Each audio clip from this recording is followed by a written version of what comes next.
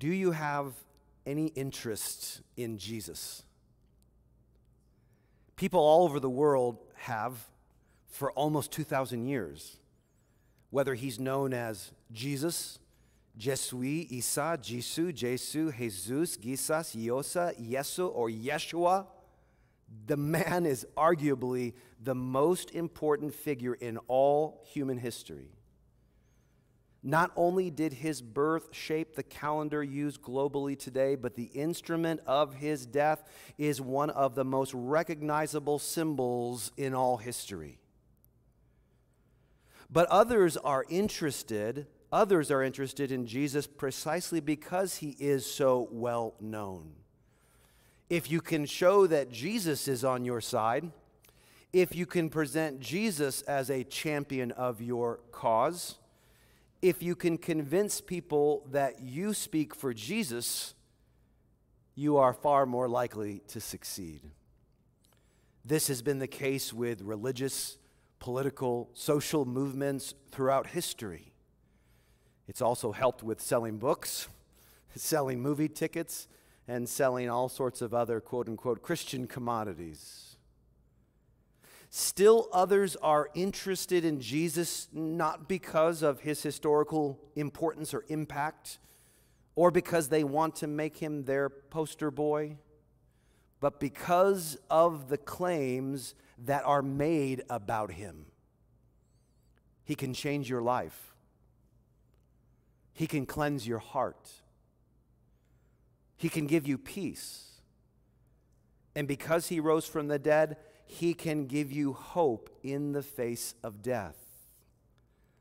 As a once popular bumper sticker put it, no matter the question, the answer is Jesus. Do you have any interest in Jesus?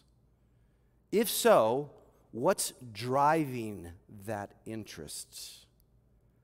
I'd like to share a relevant and hopefully helpful passage with you this morning from the New Testament, specifically from the Gospel of John. The New Testament is a collection of writings from the 1st century AD or CE that provide us with the earliest accounts of Jesus' life and words and the movement he began. Let me read to you from John chapter 6, verses 16 through 35. To understand the flow here, I think it's helpful to break this passage down into a few parts. So let me read that first part, verses 16 through 21. When evening came, Jesus' disciples went down to the sea, got into a boat, and started across the sea to Capernaum. It was now dark, and Jesus had not yet come to them. The sea became rough because a strong wind was blowing. When they had rowed about 3 or 4 miles, they saw Jesus walking on the sea and coming near the boat, and they were frightened. But he said to them, "It is I. Do not be afraid." Then they were glad to take him into the boat, and immediately the boat was at the land to which they were going. So clearly, this is an astounding account. In fact, the phrase or the idea of walking on water comes from this very story. But is it true? Is it true? Did it really happen?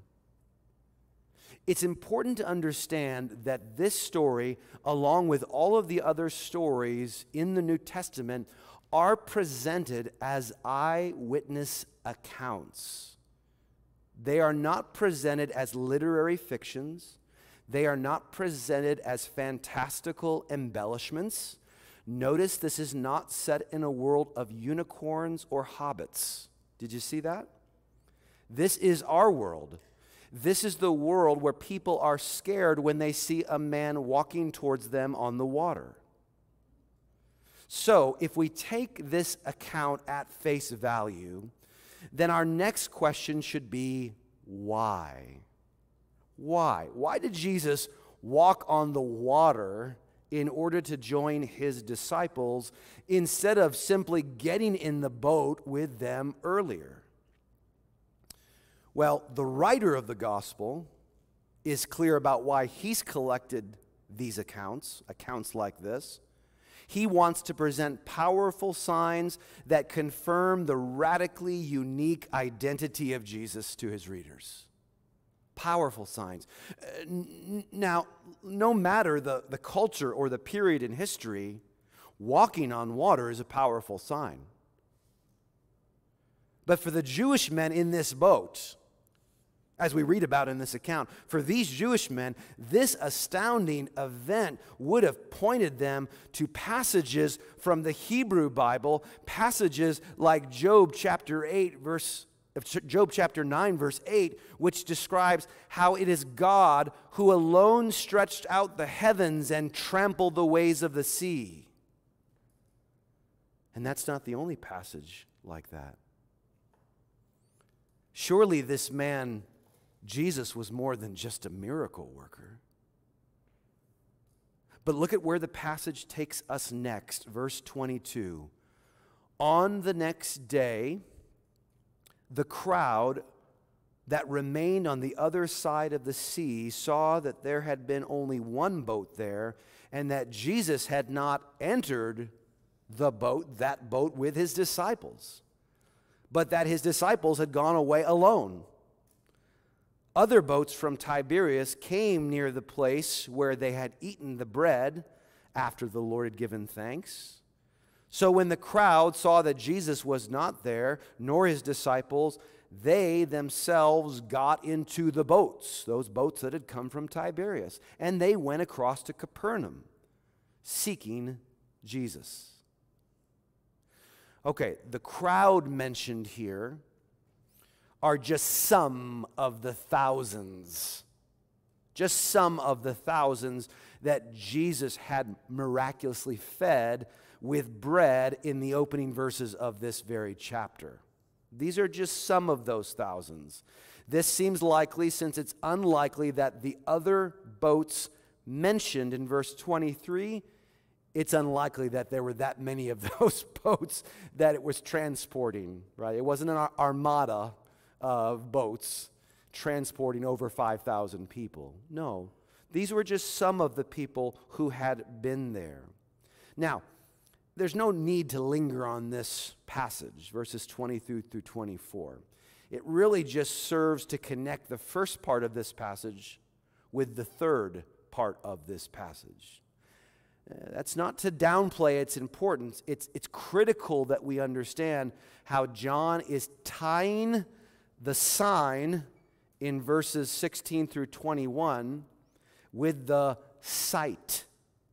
The sight Jesus provides in the last section here, verses 25 through 35. It's important we see that connection. So as we look at this third part, this last section, I want you to notice how John has shaped the account that we're going to look at, how he shaped the account around three questions that the crowd puts to Jesus. I also want you to keep in mind the first question that I asked you this morning. Do you have an interest in Jesus? Listen as I read, starting in verse 25. When they found him on the other side of the sea, the crowd found Jesus. They said to him, question 1, Rabbi, which means teacher, when did you come here? Jesus answered them, truly, truly, I say to you. I think that means something like, pay attention to what I'm saying. You can be sure of this. You are seeking me not because you saw signs, but because you ate your fill of the loaves. Do not work for the food that perishes, but for the food that endures to eternal life, which the Son of Man will give to you. For on him God the Father has set his seal. Then they said to him, question 2, what must we do to be doing the works of God? Jesus answered them, this is the work of God, that you believe in him whom he has sent. So they said to him, question 3, then what sign do you do that we may see and believe you? What work do you perform? Our fathers ate the manna in the wilderness, that's the desert. As it is written, he gave them bread from heaven to eat. Jesus then said to him, truly, truly, I say to you, it was not Moses who gave you bread from heaven, but my Father gives you the true bread from heaven. For the bread of God is he who comes down from heaven and gives life to the world. They said to him, Sir, give us this bread always. Jesus said to them, I am the bread of life. Whoever comes to me shall not hunger, and whoever believes in me shall never thirst. Do you see how Jesus ignores their first question? He ignores their first question and right away points out the problem with their motives. What was their interest in Jesus? Well, according to Jesus, their interest was driven by their stomachs. Verse 26, you are seeking me not because you saw signs, but because you ate your fill of the loaves. Having an interest in Jesus, seeking him out, wanting to be with him is in and of itself not enough. Why is that? Because you may be coming for all the wrong reasons, but even worse, leaving with all the wrong conclusions. Let me say that again. Why is having an interest in Jesus, seeking him out, wanting to be with him, in and of itself not enough? Because you may be coming for all the wrong reasons, but even worse, leaving with all the wrong conclusions. Jesus does not want that to happen here. So he challenges this crowd. He challenges this crowd to expend their energies on lasting nourishment, not temporary pleasures. Verse 27, do not work for the food that perishes, but for the food that endures to eternal life. Where will this kind of forever food, this forever kind of food come from? Which the Son of Man will give you, says Jesus. Why look to Jesus for this kind of nourishment? For on him God the Father has set his seal. That is, Jesus has been distinguished as God's fully authorized representative. According to the previous chapter, the miracles of Jesus, the Hebrew Bible, and God himself in history all have testified. They all testify to this fact that Jesus is God's duly authorized representative. Or as Jesus put it, for on him God the Father has set his seal. Now, if this crowd is anything, they are practical. They are practical. So they ask in verse 28, what must we do? What must we do to be doing the works of God? Expecting some list of good works, some outline toward moral reformation, Jesus' answer here undoubtedly tripped them up. Verse 29, this is the work of God. You want to know what you can do? You want to know how to expend your energy? I'll tell you right now. This is the work of God, that you believe. That you believe in him whom he has sent. They wanted precepts and practices. Instead, Jesus called them to faith and faith alone. To simply place their trust in him as the one God had sent. But here's where the crowd seems to get a little presumptuous. Even though they had enjoyed the bread that Jesus had miraculously multiplied in the opening verses of this chapter, they pressed Jesus for even more. Do you see that? They pressed Jesus for even more. Verse 30, then what sign do you do? You want us to believe? Then what sign do you do that we may see and believe you? Yes, they ate bread, but their ancestors had eaten bread from heaven. They had bread miraculously multiplied, but their ancestors had eaten bread from heaven. If Jesus was really the prophet like Moses that God had promised, see verse 14 of this chapter, then he should be able to give them not just bread, but heavenly manna, like the Israelites enjoyed in Exodus chapter 16. How does Jesus respond to this stipulation? He offers them not just bread from heaven, like that manna in the desert. No, he offers them the true bread from heaven.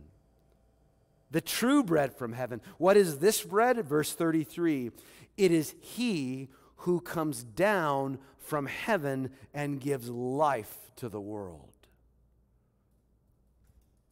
As Jesus declares in verse 35, I am the bread of life. Whoever comes to me shall not hunger, and whoever believes in me shall never thirst. Do you have any interest in Jesus? If so, what's driving that interest? The corrective Jesus offers the crowd here is a corrective for us as well. It's a corrective for us as well. Jesus says, if you're coming to me in order to get anything less than eternal life, if you're coming because you see me as some heavenly means to accomplish your earthly ends, if you're coming to me and ultimately seeking something other than me, then you need to borrow a popular phrase, you need to check yourself before you wreck yourself. We are sadly the kinds of creatures who so often prefer a full stomach that is a comfortable, successful, enjoyable, physical/material life. We prefer a full stomach in the here and now over a full heart through faith in light of what is to come. Thus, there are many today who are coming or who have come to Jesus because they ate their fill of the loaves. That is because Jesus provided them with a solid moral compass. Or they felt emotionally stirred. Or because a church helped them repair their damaged marriage. Or because religion reconnected them with a family member or family traditions or an earlier, easier chapter of their life, or because a church made them feel good about themselves again, or because they liked the music, because they found community, because they found intellectual stimulation, or they simply felt good about adding a box to their checklist, a box labeled spirituality. Can we find Jesus through such things? Of course. But in many cases, we simply go to such things, not through them. Tragically, these good things become destinations rather than doorways. Please know this. Without fail, those who are looking for a Messiah to fill their stomachs will be ultimately disappointed with the one who ultimately came to fill our hearts. And yet, right now, the words of Jesus still ring down through the centuries, asking us today, asking you today, why would you settle?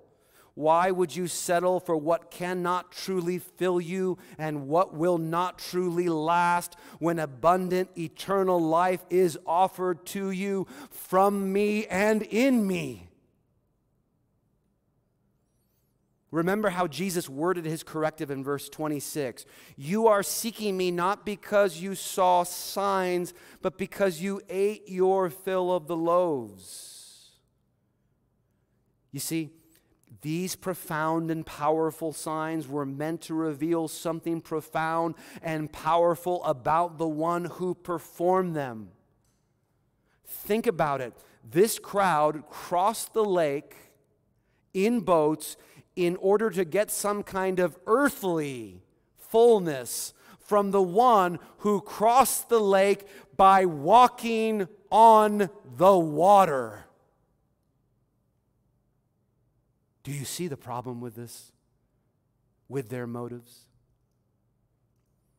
In light of that stunning truth, how could any of us not be driven by the who in this passage instead of the what?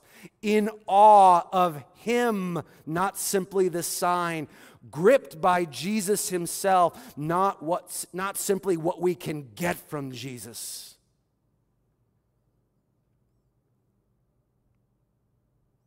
Are you hungry today? I mean, really hungry, with a deep spiritual hunger that nothing in this world could ever satisfy.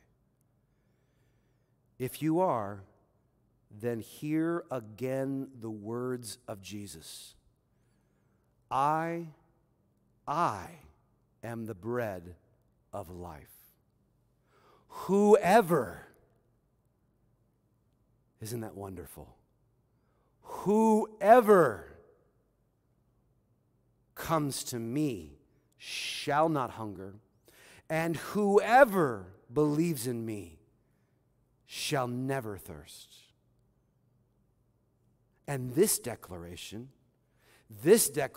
by Jesus is just the first of 7 similar statements, each one equally profound and powerful. Look at these. I am the bread of life, says Jesus, John 6:35. I am the light of the world, John 8:12. I am the door or the gate, chapter 10, verse 9. I am the good shepherd, chapter 10, verse 11. I am the resurrection and the life, chapter 11, verse 25. I am the way and the truth and the life, chapter 14, verse 6. I am the vine. Chapter 15, verse 1. No one has ever spoken like this. No one has ever spoken like this. No one has done what Jesus has done. The 7 signs preserved and explained in the Gospel of John, these were only the beginning. This book famously concludes with Jesus offering up his life on a Roman cross, and then on the 3rd day, after being killed, rising again from the dead. The bread of life broken that each of us might be fed. Raised to life that we might truly live. As another New Testament writer explained it, for Christ also suffered once for sins, though righteous for the unrighteous, that he might bring us to God. 1 Peter 3:18. What good news, that he might bring us to God. When you understand all that we've been talking about this morning, it is not surprising that this one life has made such an incomparable impact on countless lives all over the world and throughout history. So, what is your interest in Jesus? He is calling you to come. Not so you can bring your list, but so you can be nourished by his life. So that you can know him. So that you can love him. So that you can follow him. What can you do? What should you do? This is the work of God, that you believe in him whom God has sent. It's time to turn from that stomach-driven, stomach-defined life and bring your deepest hunger to the bread of life, Jesus Christ. Won't you trust him today?